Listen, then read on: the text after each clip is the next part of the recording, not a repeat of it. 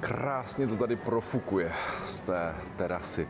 Já si vzpomínám, jak byli nad přehradou ohňostroje a já jsem nevěděl, kde se usadit, kde zakotvit a myslím, že jsem byl přímo tady u toho stolku a koukal jsem.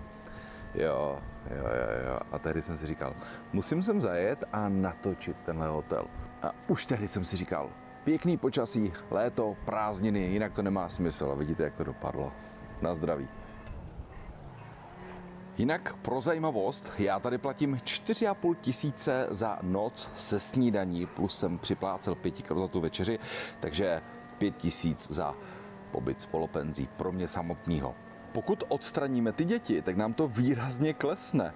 Jo? Jak jsme tam měli něco kolem těch 40 tisíc, 1, 2, 3, 4, tak ve 2 lidech se snídaní jste v tom za necelých 16 tisíc a to ještě na Bookingu.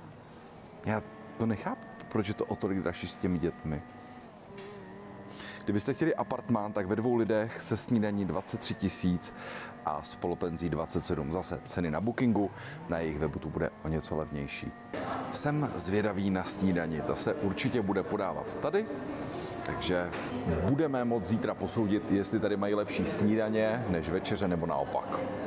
Psala mi manželka, jak se mám, tak jsem mi odpověděl, že jsem nachozenej, zmoklej, přejezenej a spokojenej. Jo, přesně tak bych zhodnotil dnešní den. Jo, a toho Birela mi pan Čižník dovolil vzít si na pokoj. Přátelé, zítra snídaně, pro tuto chvíli dobrou noc.